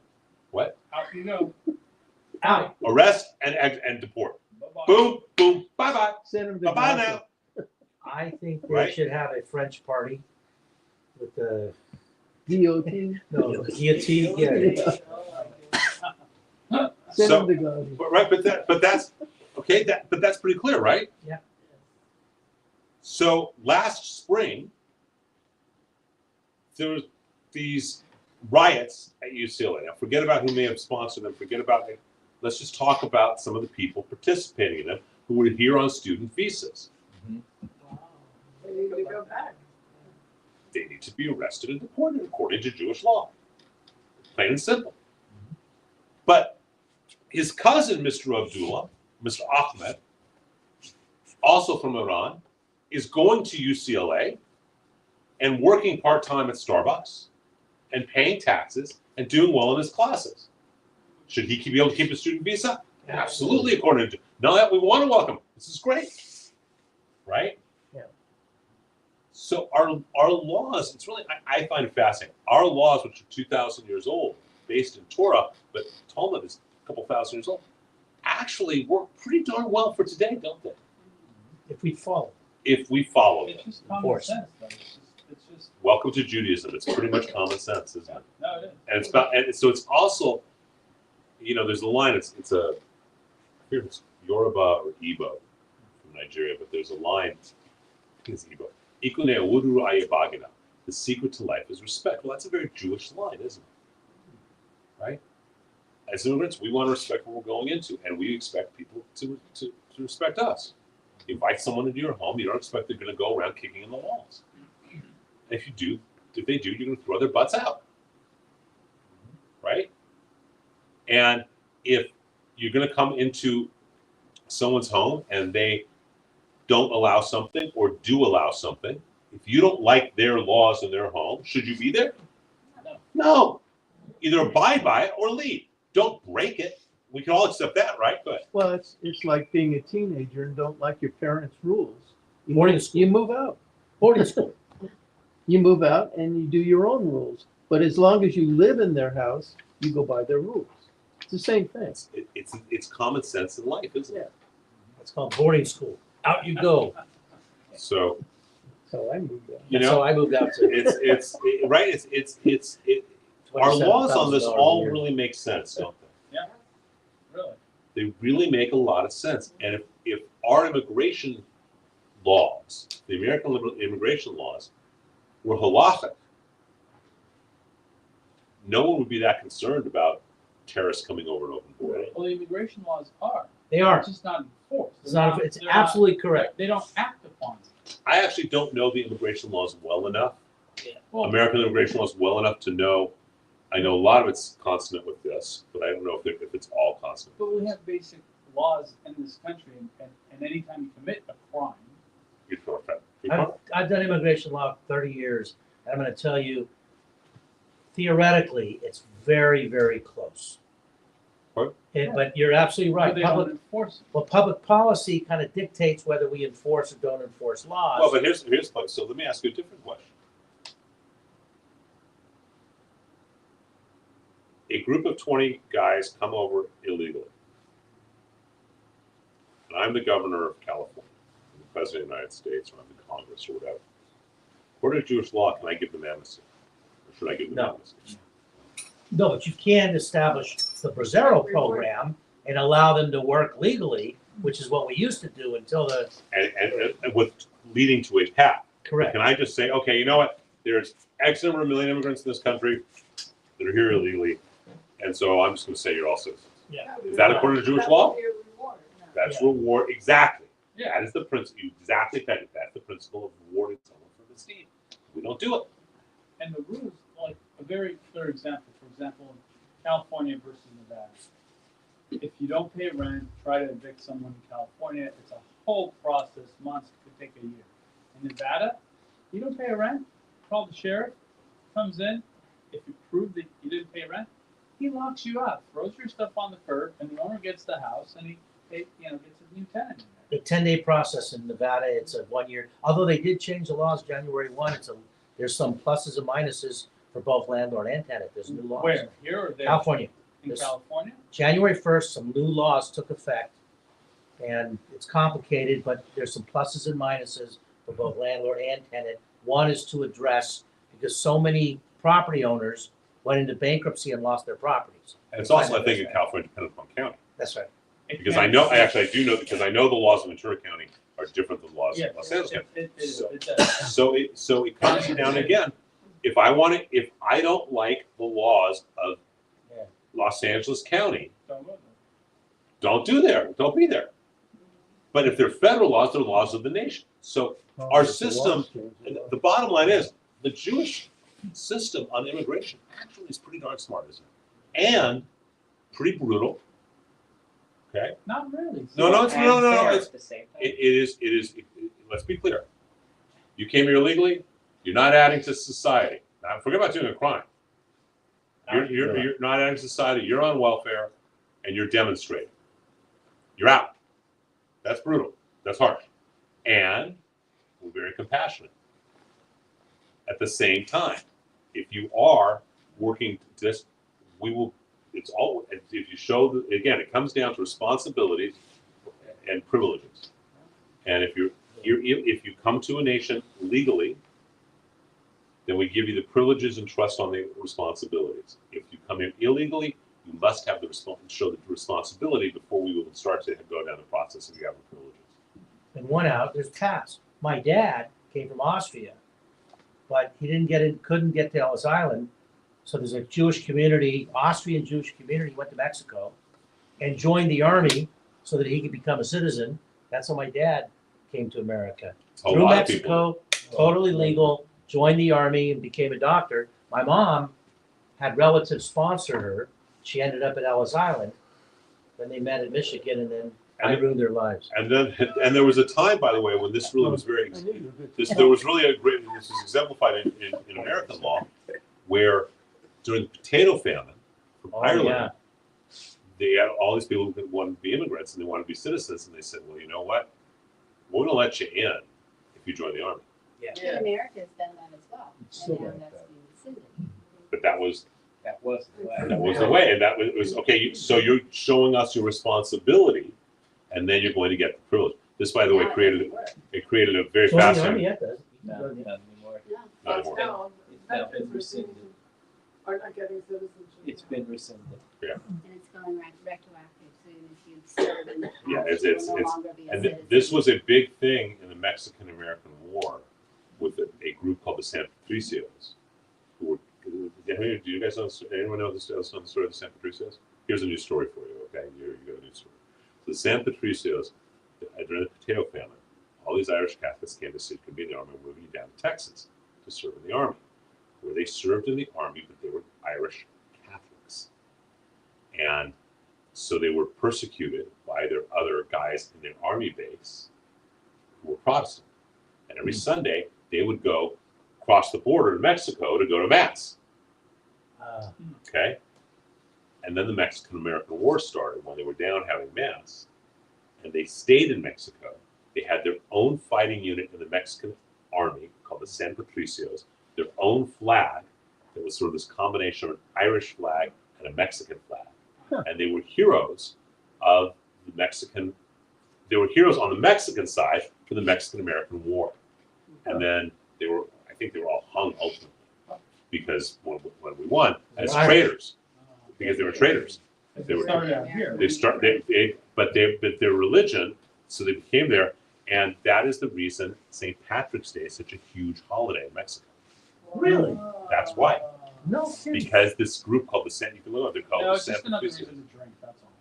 They're drinking, that's the one time they're not drinking tequila, they're drinking whiskey. The beer, the Irish alcohol's whiskey, better. no tequila. Right? But you used to be able, if you served in the army, you would become because you're showing the concept of you're doing the responsibility, so we're going to give you the privilege. When did that change? When did that? I don't know. Do you know when it changed? It's just recently. Oh, Yeah, in the last what week is- or so. What did they call it? It's In the one of last the new. week? San Patricios. It's one of the new It's T new. acceptance. What? It changed Why in the still last have week or two. they still to this day, Yes, if some, yes. if immigrant joins the United States Armed Forces, that they're showing that they. But they're saying want that to just be- changed. The law It just just changed. changed. They're saying the law When? just changed. January 1st? Last week, No, last No, I week think or it the was week. last week. Last executive order, they're It was saying. an executive order of that from last week.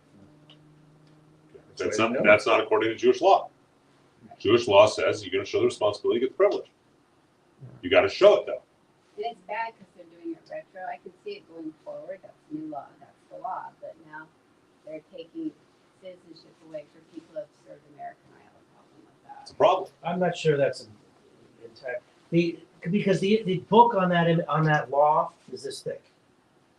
Yeah, but you're saying it was an executive order. That Yeah, but it was an executive order that overrode the, what do they call it? The- Whatever. Let's assume if that The is the case. USJMC. I'm gonna If be the- on base tomorrow. When I But ask. if that is the case, And that's maybe not, he said it and didn't follow No, through. it But was- it was No, definitely. there's all kinds of. but that's a political issue. Yeah. If that is the case, that's against Jewish law. That Okay, was my point. that's against Jewish law. It is not against Jewish law to go find the immigrants who are felons, who could and arrest them and deport them. That needs to be done. Right. In Okay. any country. Or if you join the military. Well, you deserve. what's Michael Saudi's comment? Borders, culture, language. I'm sorry? Borders, culture, language. I think that's it. The culture's border language is what defines a nation. It's Michael Savage's Culture, border, and what? language. I think.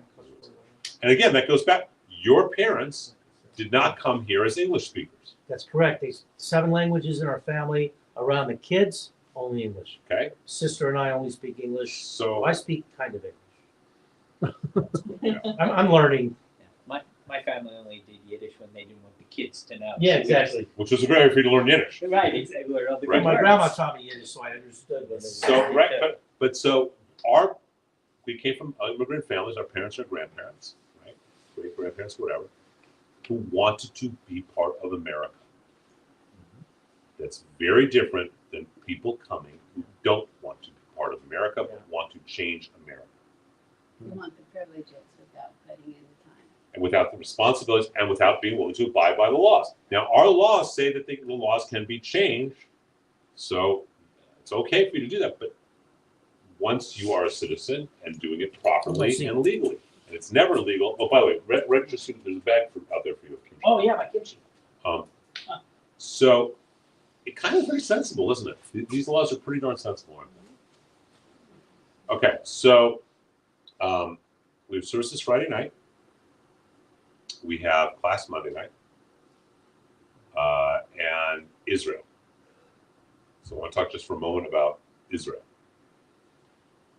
We're going. Am I missing anything, Orlando? Tu B'Shvat next Wednesday. Tu B'Shvat Seder next Wednesday night at the temple. Yeah, Tu B'Shvat's really a special event because we do what the Lurianic Seder, and it's very.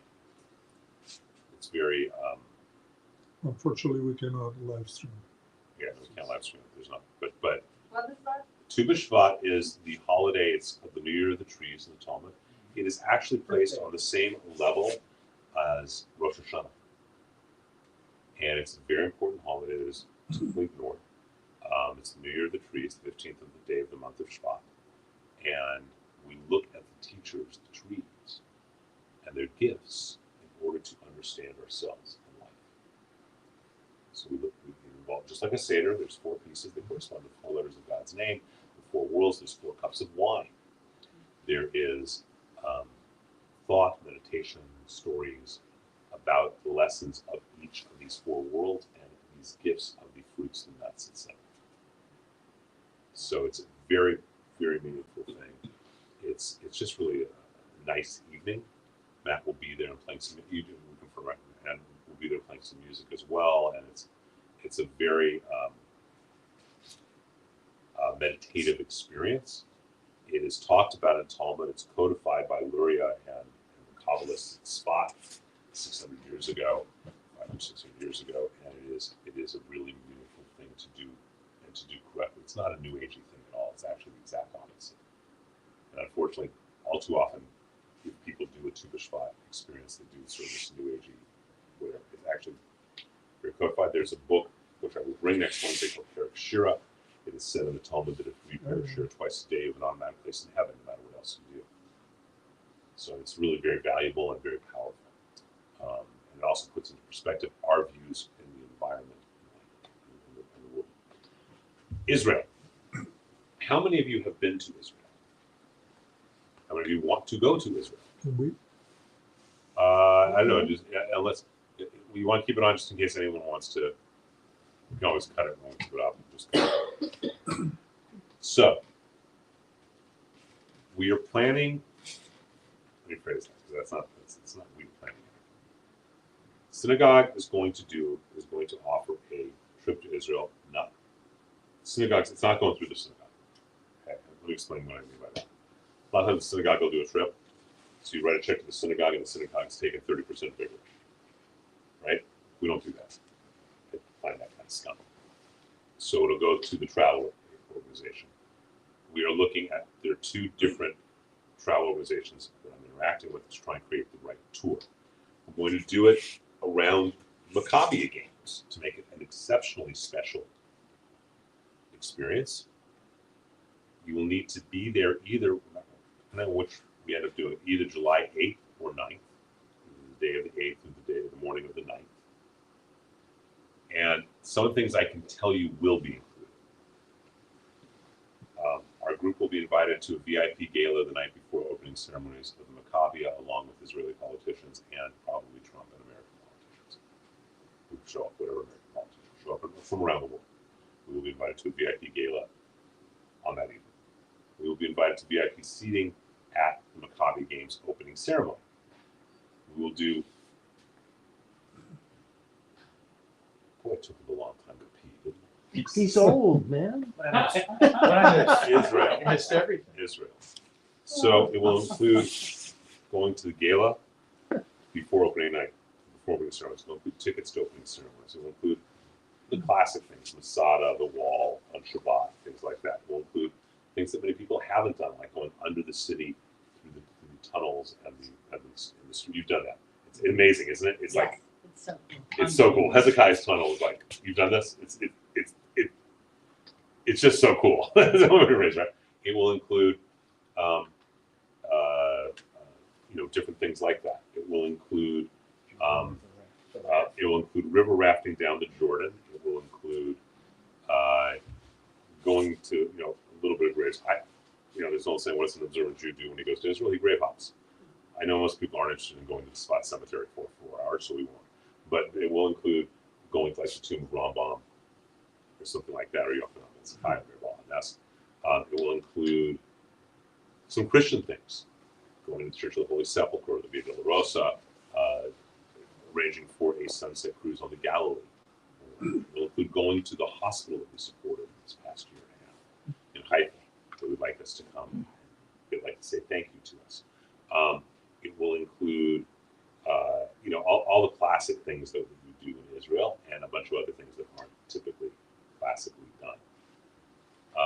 And it will also include, let's say that, I don't know if there's or not, but let's say that ice hockey is a Maccabi sport, which it may be. I have no idea. And you wanted to go to the ice hockey finals. Instead of going on this excursion, there'll be a slight extra cost for you to be able to get a car, and then there'll tickets will be provided for you to go to the games, have great VIP seats, and come back. And everyone's going to be responsible for their own flight. And I've left a message out of the country right now. We have a Congress as a travel agent, so I'm going to actually ask if he can help people if they want to arrange their flights. But everyone has their own flights because some people will have mileage on this flight, some people will have mileage on this airline, whatever it may be. I want to come by ship. I thought you were just going to You're walk getting on a the water. rowboat, buddy. I think we're just going to start walking tomorrow. Then we'll reach out there. It'll be somewhere between 10 and 12 days. We'll know if we're going to have 1 or 2 Shabbats. I'd like to figure out a way to have 2 Shabbats, but it depends on what we show. So it should be pretty fabulous. It will be roughly, give or take, about 400 per person per day for everything. And everything's going to go to the travel agent, because again, I don't want anything coming through the temple. It's not. Both because I just don't want our temple dealing with it, and because have you ever gone to Israel with the temple? Has anyone done that? Yeah, it's often becomes a fundraising event for temple. And I think if you want to do fundraising, just say we need money. Don't hustle it in. And it will. I'm trying to find other questions if people have their own accommodations because your friends there, your apartment there, whatever it is. Is there a way for you to be part of it but not at a whole different fee because you don't have a roof? I'd like to come earlier and stay later. Visit my old kibbutz. Yeah, that's all. It's the trip will be from this state to this state, but if you want to leave early or stay late or come earlier, all those will be opportunities. We will visit the Nova site and say Kaddish there. There is on the road to the Nova site. There's apparently the Nova site apparently has flags. It's like going to Auschwitz. We're not going to spend more than 20-30 minutes there and say Kaddish. People feel where they feel. And on the road there is, I guess, an automobile graveyard where they put all the burned out cars. Did you see this? I've heard about it. It's apparently devastating. But a lot of happy stuff, a lot of joyous stuff. There's nothing like being at the Kotel at the wall on Friday night. It just isn't. There's nothing universe like it. And so, we need a minimum of 20 people. I think Orlando, we're going to have much more than 20 people all the way. And it'll be really interesting because it'll be a different type of trip also because of all the athletics and the VIP stuff. So. Yad Vashem, I assume? So what? The Holocaust Museum? We will go to Yad Vashem. We'll go to probably I'd like to go to the Hallmark Museum. Which one? It's a museum about the original fighting unit that started well before 48, that ultimately became our freedom fighters. It's really beautiful. It's like it's. I'm sorry, you into it? We may go to it. One of the things that I have explained to both of these tour operators is that knowing the people, we don't want to make it overly religious. I don't think people want to go to a 3-hour Shabbat morning service. don't want to make it overly museum-ish. If that makes sense. Yeah. Because again, I don't think people want to necessarily go and spend all. I mean, there's some great museums. Look, there's a museum in Tel Aviv that is this phenomenal. I forget what it's called, but it's this arts museum. It's an interactive museum, so you can take. It's all set up with. It's like a museum of optical illusions. It's like being in the middle of an Escher building. It's very cool. But that's, we will obviously do things like go to the Shuk in Tel Aviv. Okay, the Shuk in Tel Aviv is it's how big would you say it is? It's the largest open air marketplace I've ever been to in my life. Yeah, But it's pretty long. it's like Century City size. It's way bigger than the one even in Athens. It's huge. Yeah. And it's the most amazing food. So we will have those kind of things. Shocking, it's called the Tel Aviv Museum of Art. No, the interactive one? Yeah. Oh, no, this is different. The Golda Meir Cultural Yeah, it's and different. Arts Center. It's different. Machane Yehuda? Oh, we're gonna go down Ben Yehuda Street, absolutely. No, Machane Yehuda. Yes, That's the other Yes. ship in which we will. That is one of the things we're talking about on the other ship in Jerusalem. That's the one in Jerusalem, right? On the other Yeah, side. Machane So you've got here's the hotel, the old city, and then over here's Ben Yehuda Street. That's the marketplace that's over here, right? Nachum Gutman Museum. So it should be pretty amazing, and apparently that's a really good price. I when we did our trip in the summer of '23, I spent the hundreds of hours to be the tour operator and find the different events, the different things we did. But we're going to do a number of things. There is nothing like. I mean, they're just it's really cool to take a river raft on the Jordan. It's a really cool thing, and because the other thing is. It's not something people do as tourists. It's something Israelis do to go relax when they go vacation up in the north. So it will be a different kind of trip, and it should be a lot of fun. And if you like athletics, it'll be great. What a flow to get on the Red Sea. That's here. No, because to go down to lots 4 hours each direction. Oh, is it? No, not a lot. Oh no, yes, the Dead Sea we will do. Masada and Dead Sea you do in one day. The Dead Sea and Masada are right next to each other. But I'm taking the tram up this time. I'm not walking there. We are not walking. Anyone who wants to will arrange for you to go. But Brutal. Way before. Huh? Yes, I would have joined the Egyptians. Yeah, I did it when I I would have was defected. I did it last summer, 2 summers ago. in the summer. Then you'd have to build